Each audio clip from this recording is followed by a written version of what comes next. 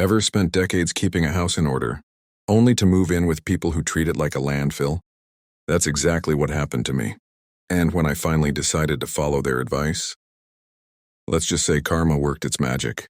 If you've ever been underestimated, disrespected, or felt powerless in your own home, hit that like button and subscribe.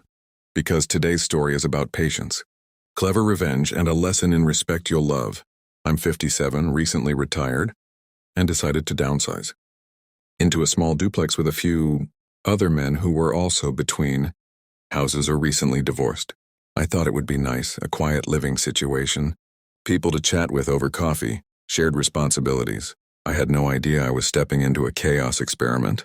Our house had one bathroom, a modest living room, and apparently, an unspoken rule, I was the default housekeeper. At first I thought, no problem, I can handle this.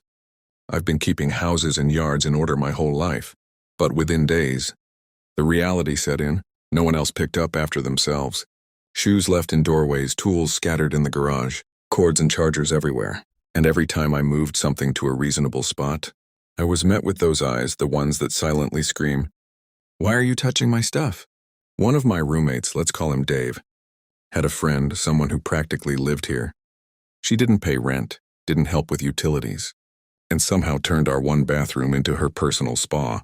Twice daily showers, products spread across every ledge and shelf. I tried being nice, gave her tips, helped her figure out errands, even drove her to the store once. Big mistake. One evening, after cleaning up another mountain of clutter, I said, "Look, can we get everyone's stuff off the counters and out of the bathroom? It's impossible to clean with this mess." Dave laughed and said, "If you're so tired of cleaning after us, just leave our stuff where you found it." I froze. I'd been lecturing myself to stay calm, but now, the universe just handed me a set of instructions, and like any man who spent decades living by logic and patience, I realized I could follow them, literally. The first few days were quiet. I left everything exactly where it was. Shoes by the door, left them. Laptop cords tangled in the living room, left them. Bathroom products stacked precariously on the sink, left them.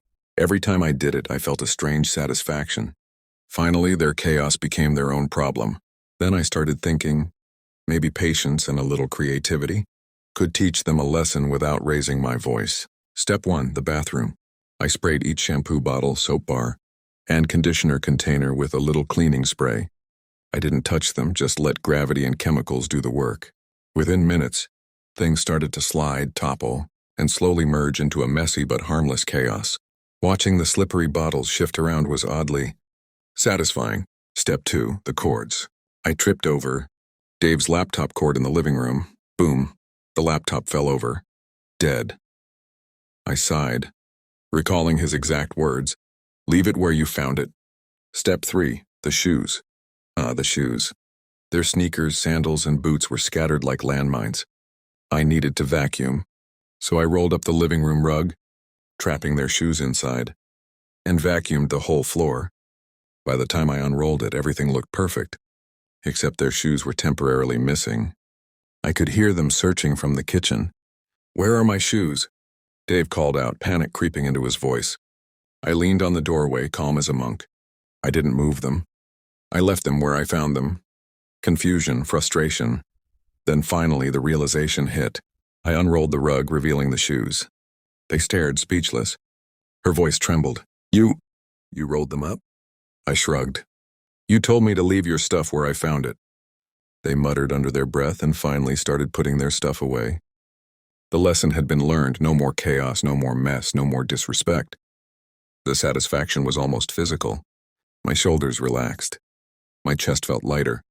Watching them fumble, scramble, and finally respect shared space, it was more than vindication. It was proof that even subtle, patient acts of resistance can demand respect. I didn't gloat. I didn't rub it in. The chaos had already taught the lesson, but every time I think back, I can still hear the echoes of their frustrated voices. Sweet, sweet victory. Sometimes the best revenge isn't loud or aggressive. It's patient. It's clever. It's just following instructions, literally. And sometimes that's the most satisfying lesson anyone can teach. If this story gave you chills, or made you smile at the thought of rolling up someone's shoes in a rug, hit that like button.